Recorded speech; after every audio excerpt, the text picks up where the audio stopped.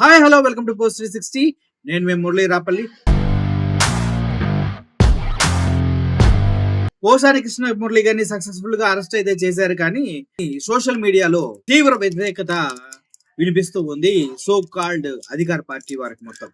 ఎందుకంటే ఇప్పుడు అధికార పక్షం వాళ్ళంతా ఏం చేస్తూ ఉన్నారు, అరెస్ట్ చేసి సోద్యం చూస్తూ ఉన్నారు, అక్రమంగా ఎవరిని పడితే వాళ్ళని అరెస్ట్ చేస్తూ ఉన్నారు.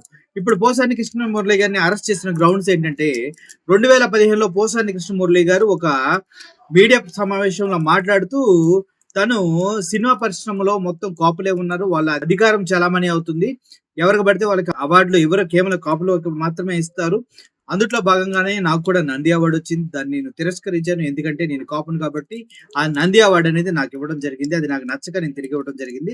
సో మెరిట్ బేస్ మీద కాకుండా కుల బేస్ మీద నంది అవార్డులు ఇస్తారు, సినిమా ఇండస్ట్రీ మొత్తం కూడా కేవలం కాపులకు సంబంధించిందే అంటూ వ్యాఖ్యానించారంటూ తన పైన కేసు పెడతాం జరిగింది. అలా అయితే గతంలో మోడీని తిట్టిన కేసులో పవన్ కళ్యాణ్ ఏం చేయాలి, అరెస్ట్ చేయాలా వద్దా, మోడీ గారిని అనుచితంగా మాట్లాడినటువంటి బాలయ్య బాబు గారిని ఏం చేయాలి, బాలయ్య కూడా మోడీని చాలా తీవ్రంగా దూషించాడు, మోడీని తిట్టిన సందర్భాలు కూడా ఉన్నాయి.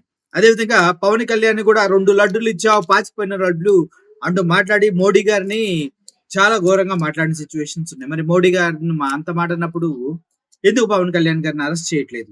ఇలా చూసుకుంటూ పోతే చాలా మంది నాయకుల పైన తీవ్ర విమర్శలు చేస్తూ ఉన్నారు. అందుకు అమిత్ షాని అంబేద్కర్ ఉద్దేశించి అంబేద్కర్ అంటూ ఉంటారు, దానికన్నా మా దేవుణ్ణి ఆరాధిస్తే మీకు స్వర్గమైన దొరుకుతుంది 7 జన్మల మాట్లాడటం జరిగింది. అటువంటి దారుణమైన వ్యాఖ్యలు చేసినప్పుడే పోలీస్ వ్యవస్థలు జ్యుడిషియల్ సిస్టమ్ మొత్తం మెదలకుండా ఉంటూ ఉన్నారు. ఎప్పుడో 2015లో జరిగిన ఇష్యూని ఇప్పుడు ఒకటి చూసి దాన్ని కేసు పెడితే దాన్ని అంత సీరియస్ గా తీసుకొని పోలీసులు ఇక్కడ వరకు వచ్చి పోసాని కృష్ణ మురళిని అరెస్ట్ చేశారంటే ఎంత దారుణంగా వ్యవస్థలు పనిచేస్తున్నాయో ఒక అర్థం చేసుకోండి.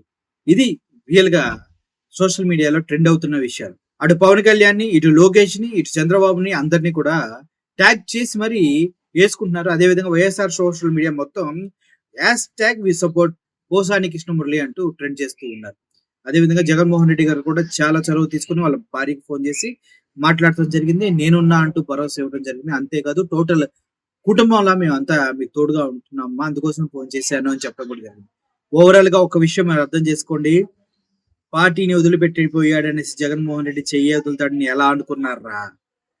ఒక్కసారి విశ్వాసంగా పనిచేసిన వ్యక్తి పర్సనల్ కారణాల వల్ల పార్టీకి దూరమైన దగ్గరైన ఎక్కడున్నా జగన్మోహన్ రెడ్డి ఒక కన్నేసే ఉంచుతాడు, తన రక్షణ హస్తాలు వాళ్ళ కోసం ఎప్పుడు తెరిచే ఉంచుతాడు అని మరోసారి ప్రూవ్ అయింది. Thank you for watching this video. Murali signing off. Thank you so much.